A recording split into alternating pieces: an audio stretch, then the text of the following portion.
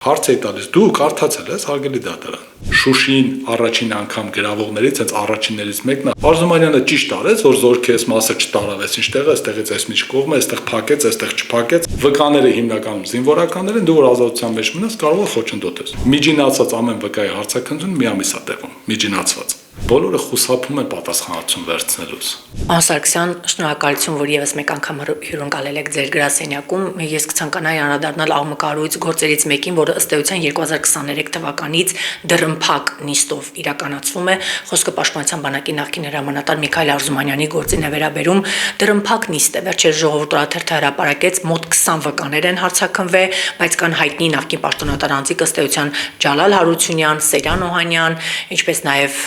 Բաքվի բանտում գերության մեջ գտնող Արայիկ Հարությունյանը, որը ըստ էության չի կարող որպես վկա գալ եւ դատանում հարցաքնվել, կցանկանայի մի փոքր մանրամասնեք ինչ է կատարում պարոն Արզումանյանի գործով, ինչ իրավիճակ ունենք եւ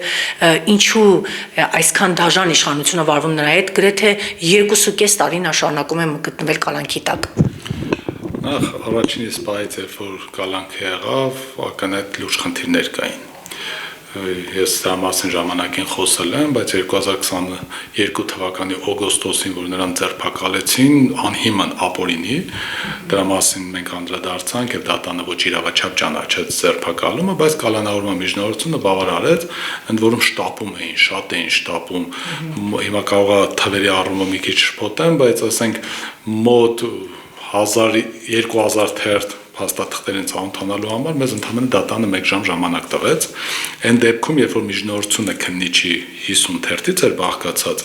դատանն ասում է, որ նույնիսկ միջնորդությունը չենք հասցնի այդ մի ժամում կարդանք, ուր մնաց այդ նյութերին ծանոթանանք, դատանը անդրդվելի էր, որոշեց, որ չպետք է նիստը շատ արագ կատարի։ Ես հատուկ գործողություն արեցի, քննիչը երբ որ սկսեց միջնորդությունը կարդալ, ես ժամը արձանագրեցի, որ ժամից սկսեց, ու ինքը շատ արագ իր գրած առոգանությամբ կարդում էր իրավական նորմերը բաց էր թողնում եւ այլն, ուղիղ 48 րոպե ինքը միայն ընթերցեց արագ միջնորդությունը, ինչի մասին դատանեն ասացի։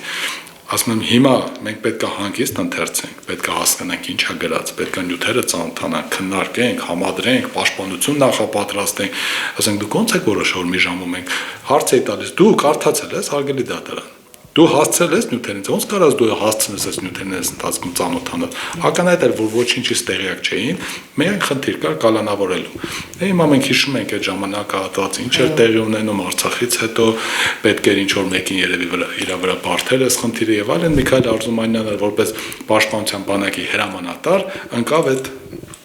ազդեցությունների տակ, այսինքն իմ կարծիքով ով լիներ, այստեղ կարևոր չէր Արզումանյանը թվի, ով լիներ բանակի հրամանտար այդ ժամանակ, ինքն էլ պետք է այս խնդրի մեջ ընկներ, որովհետեւ շատ կարճ ժամանակ է եղել։ Դա հենց ամբողջ խնդիրը ինչու՞մ է կայանում։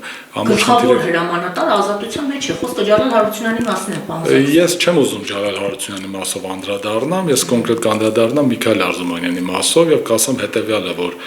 երբ որ Ջալալ Հարությունյանը վիրավորում էր ստացել եւ դրանից հետո փնտրում էին թե ում պետք է բանակի հրամանտար նշանակեն, խնդրում են Միքայել Արզումանյանին որպես բացառիկ պատրաստված զինվորական, ում մասին նույնիսկ լեգենդներ է պատտվում, որ գեներալի ուսադիրներով ինքը երբ որ հակառակորդը փորձել է հետի նախկինում երբ որ ինքը ՊԲ հրամանատար չէր եւ այլն, այսինքն զորամասի հրամանտար էր եւ այլն, երբ որ հակառակորդը դիվերսիոններ խորժման փորձ անում, մտնում աներ որոշակի վնասներ ապաճառում եւ այլն, Արզումանյանը ուսադիրները հանում է, զինվորի պես գլխավորում է եւ մտնում է մի քանի օքոց խմբով, մտնում է, հետապնդում է մի քանի կիլոմետր եւ այնտեղ լուրջ գործողություններ անելու, հիմա չեմ բացում ինչ է կատարել, բայց անձամբ մասնակցություն անելու գլխավոր գործողություն անում հետ է գալիս եւ այդ ցնցվում են բոլորը, որ այս անձը կաբինետային գեներալ չի, ինքը մարտական գեներալ է, որը որ Շուշին առաջին անգամ գրավողներից, հենց առաջիններից մեկն է, հայտնի նկարներ կա, ոնց է այս բարսպի վրա նստած այդ երիտասարդ տարիքում, այսինքն ամբողջ կյանքը նվիրել է Հայաստանի Հանրապետության, Արցախին, բոլոր պատերազմներին մասնակցել է, վիրավորում ստացել է, սպայն նույնիսկ բեկոր կա նրա մարմնի մեջ եւ այլն, որը անդադ խնդիրներ առաջացնում։ Ինչ եմ ուզում ասել, տեսնելով այդ փորձառու անձին, առաջարկում են, որպեսզի ինքը ստանձնի Պաշտպանության բանակի հրամանատարի պաշտոնը։ այդ պահին ով ստանցնում է, հասկանում է, որ ինքը շատ ծանր բեռ է վերցնում։ Ինչի, որովհետև ուժերի հավասարակշռություն, խնդիրներ արդեն ըստ էության հոկտեմբերի 28-ն է հասել, 28-ին ինքը պետք է գնա, փորձի ինչ-որ բեկում մտցնի եւ այլն, բայց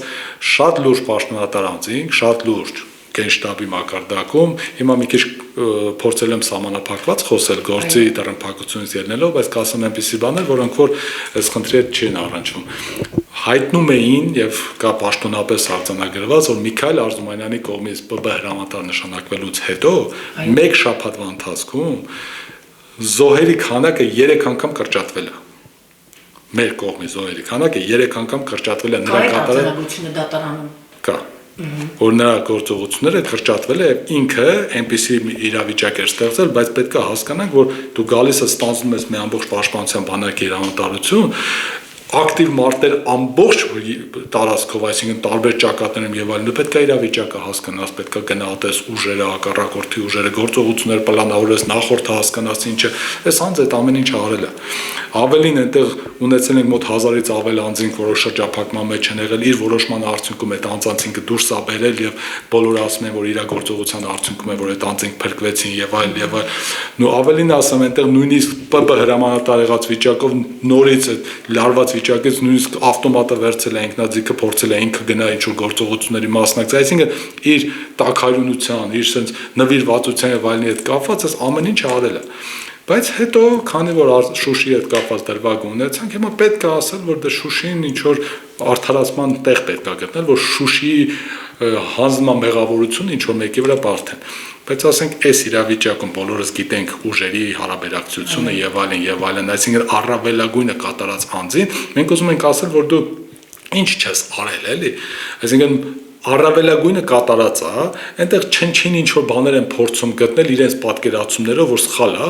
ասում եմ ընկերներդ քննիչ, դատախազ, դատավոր, դու կարող ես առանձին պաշտպանության բանակի հրամանատար եք, այդպես ունակություններ ունեք, հա դուք ասենք բոլորը այդպես գիտակ եք ռազմական գործի, ասես նստում եք ձեր աշխատասենյակում եւ որոշում եք, որ պաշտպանության բանակի հրամանատարը ունենալով այս տեղեկությունը, ունենալով մյուս տեղեկությունը, այստեղ պետք է այսպես անել, այնտեղ այնպես պետք է անել, այսինքն դուք եք որոշում թե ոնց պետք է ինքը պաշտպանությունը իրականացնել եւ այնքան ներբություններ կա բարեհոգեբանական վիճակ, ուժեր հարաբերակցություն, այս ճակատից զորքը տանել մյուս ճակատ, բա հետո այստեղա թուլանում, բա որ այստեղ հարցակում, այսինքն ինքը այնքան խորը հարց է, որ դու պետք է ուղղակի ունենաս այդ բարձր պրոֆեսիոնալիզմը, որ որոշում կայացնել։ Հիմա նստած դատարանը այսօր պետք է որոշի, Արզումանյանը ճիշտ արեց, որ զորքի այս մասը չտարավեց ինչտեղ է, այստեղից այս միջ կողմը, այստեղ փակեց, այստեղ չփակեց, այստեղ ինչի լրացուցիչ ուժ չպահանջեց, ասում ենք լրացուցիչ ուժը պահանջել է։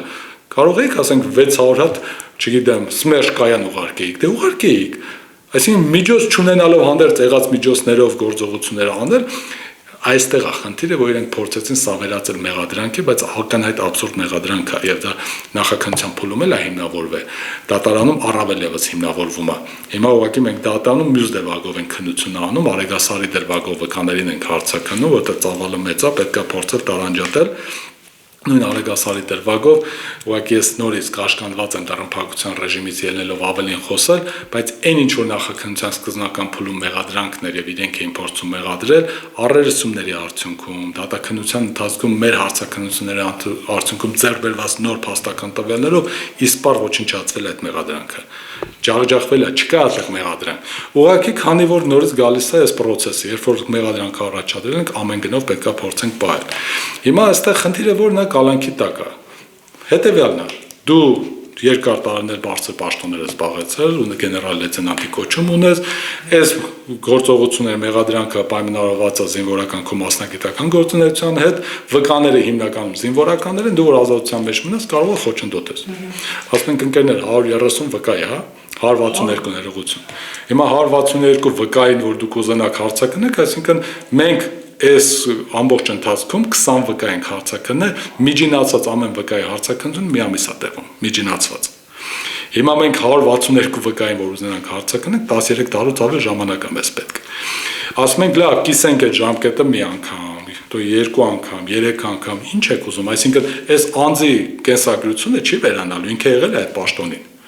Վկաներն էլ այս քանակությունն են։ Հիմա եթե ձեր միտքը նա է, որ քանի վկաներ կան հարցաքննելու ինքն նախկինում պաշտպան ունեցել պետքա կալանքի տակ, նա սա աբսուրդ մոտեցում է, եւ դուք կարող եք տնային կալանք կիրառել նրա նկատմամբ գոնե գրավ կիրառեք եւ այլն։ Եվ այն դեպքում, երբ որ տեսակցությունները սահմանափակված չի այլ անձանց հետ, մենակ վկաների հետ է սահմանափակված զանգեր, այսինքն եթե ինքը խոչընդոտման իմաստը լիներ, հեն այդ նույն ձևով կխոչընդոտեր, ով ասաց որ տնային կալանքի դեպքում, ասենք, կարողանա խոչընդոտի կամ իմաստ ունի խոչընդոտելու, բացարձակ, ասենք, դա բազմաթիվ անձինք կան, որոնց հետ կյանքում չի տեսել, չի շփվել։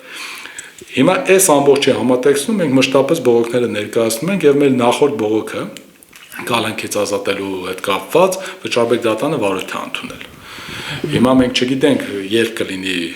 քննությունը, բայց փաստը մնում է փաստ, որ վարույթ ընդունված է։ Դրանից հետո մենք ունեցանք եւս մեկ անգամ երկարացում դատանի կողմից, որի վերաբերյալ վերաքննիչ բողոք են ներկայացրել։ Հիմա սպասում ենք վերաքննիչ դատանի կողմից բողոքի քննության արդյունքներին։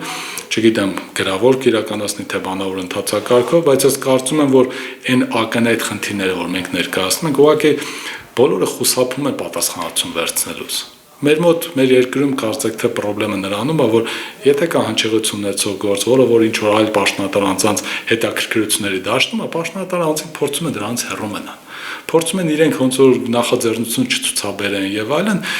բոլորը սպասում են, որ այլ ատյանում, այլ անձ, այլ պաշտոնատար անձ այդ խնդիրը կվերցնի իր վրա, բայց մենք պետք է հասկանանք, որ բոլորը ճակատագրերի հետ գործ ունեն։ Եվ չի կարելի sense ուղղակի ձևական առումներով գտնել, որ դու պետք է մնաս կալանքի տակ, որտեղ վկա կա հարցակ։ Հետո ինչ որ վկա կա հարցաքննության, բոլոր գործերով էլ վկաներ կան։ Այսինքն պետք է ռեալ տեսնենք այս անձը, երբ որ ինքը երկար ժամանակ իմացել է այս process-ների մասին, մի անգամ փորձել է խոչընդոտի, ազատության մեջ եղել, իրեն կանչել եք վկայով հարցաքննել եք, ասել եք ինչի շուրջ։ Դե խնդիր ունենալ խոչընդոտելու այն ժամանակ ազատության մեջ էր խոչընդոտել։ Կամ այս ամբողջ իրավիճակից հետո Արցախը չլինելու մեծ հաշվով, ասենք այդ հայտարարություններից հետո որ Արցախը Հայաստան չի եւ այլն։ Հիմա եկել եք ասում ենք, մի կողմից ասում ենք Արցախը Հայաստան չի, մի կողմից էլ ասում ենք Շուշին ամփույթ պաշտպանելու համար քեզ մեղադրանք ենք ներկայացնում։ Մի քիչ գիտեք, այստեղ շատ նրբություններ կա, որ եթե ազատ լինեի խոսելուց, կաշկանդված չլինեի այդ սահմանափակումներով դրա մասին խորը կխոսեինք, բայց հուսամ, որ գործի ավարտից հետո մենք կարողանանք այս ամբողջը պատմություն է լինելու։ Այս քրեական գործը, որով որ հիմա մենք զբաղվում ենք, սա պատմությունն է։ Եվ այս պատմությունը մնալու է փաստաթղթային, ովքեր որ առնչվում են այս գործի հետ, իրենք մնալու են փաստաթղթային։ Եվ բոլորը հետագայում պարզվելու է ով ինչ արել եւ ինչի համար արել։ Բայց մի բան պարզ է, երբ որ նման ներդրում նվիրվածություն ունեցող անձի հետ սենց են վարվում այն անձինք, ովքեր որ այդ առումով գուցե իրենք այլ առավելություններ ունեն, գուցե այլ ներդրումներ ունեն, անուններ չեն տալի որևէ մեկին, բայց պետք է այդ մասը, այսինքն հեղինակությունը օգտագործել մենակ վատ իմաստով, ես դատանում միշտ դրա մասին եմ խոսում։ Ընկերներ, դուք երբ որ ասում եք հեղինակություն ունես կարող ես խոչընդոտել, մի անգամ մտներով եք անցկացրեք, որ հեղինակություն ունես, չես խոչընդոտի, որտեղ դու հեղինակություն ունես, տարիների ու կյանքով ապրել ես, հասել ես հեղինակության, եւ քո հեղինակությունը քո համար շատ թանկ է, որպեսզի այնպիսի գործողություն անես, որը հեղինակությամբ կվնասի։ Այս մասը ցած շատ ինչ որ ցած անորոշ է։ Կարևորը կալանքի համար ինչ որ ձևական հիմքեր ստեղծելն է եւ այլն, բայց հակառակը որևէ մեկը չի ուզում նայել։ Եվ ձեր թույլտվությամբ ուզում եմ մի հական որ սահմանափակում կա ըստեյության գործը դրամփակ է տեղ ունենում, կարծես թե քաղաքական իշխանությունները չբավարարվեցին նրան կալանավորելու, անգամ բնակարանից էին ուզում դուրս անել։ Այս գործը ինչ փուլում է։ Դե տեսեք, սա էլ վստահ եմ, որ այդ նորից այն process-ն է, որ ինչ որ պաշտոնատար անձի մեղադրանք է լինում, նրա հետ կապված այլ պետական մարմինները փորձում են sense առավելագույն իբր թե օրինականություն ապահովեն, ցույց տալու համար, որ իրենք էլ են վատ բան անում։ Այս վատ բան անելու մոլուցքը մի տեսակ չգիտեմ ինչի է հասցրել մեր պետական մարմիններին։ Այսինքն հակակոռուպցիոն կոմիտեում քրեական գործ է քննվում պաշտպանության նախարարությունում հատկացված բնակարանների հետ կապված։ Հա Եվ ժամանակին, որպես քանի որ Միքայել Արզումանյանը նշանակվել է գլխավոր շտաբում համապատասխան պաշտոնի Երևանում բնակարան չի ունեցել, նրան հրամանով հատկացվել է բնակարան օգտագործման համար, որպեսզի եթե դու անձին կարգն է, այսինքն դու այստեղ ես աշխատելու, պետք է քեզ բնակարանով տրամադրեն ապահովեն։ Հիմա այս բնակարանը որ հատկացվել է, իրենք գտել են, որ այդ process-ներում բազմաթիվ անձանց մասով, այդ թվում իբր Միքայել Արզումանյանի մասով խախտումներով ա եղել, նա գրություն են ուղարկում պաշտպանության նախարարություն, որ իրենք այդպես են կարծում նախաքննական մարմինը, կարծում, այսինքն բացարձակապես փաստ չկա, հաստատված ոչինչ, ու պաշտպանության նախարարությունն էլ ավելի գերազանցիկ է փորձում գտնվի, դիմում է ծանուցում ուղարկում, որ ազատեք բնակարանը, որովհետև ապօրինի է, որովհետև դիմում ենք ասում ենք ինչ հիմքով, բա քննչական մարմինը քննություն անում, հետո ինչ որ քննություն անում, այսինքն ոչ մեկը չեք պատկերացնում, որ քննությունը պետք է ավարտվի, պետք է դատական ակտով պարզվի, որ այստեղ ինչ որ խնդիր կա, նոր դուք կարողանաք ինչ որ բան անեք, եթե չէ, այստեղ ամբողջ օրինական է։ Իհարկե մենք դիմեցինք վարչական դատարան մեր գրասենյակի փաստաբանները, ովքեր որ կոնկրետ զբաղվում են վարչական գործերով, դիմեցինք դատարան եւ կասեցեցինք այդ գործընթացը, հիմա այս բան դատանի որոշմամբ կասեցված է, միջավայր քննությունը ըստ էության իր ավարտին հասնի, այս բանին այս առումով որևէ խնդիր չկա։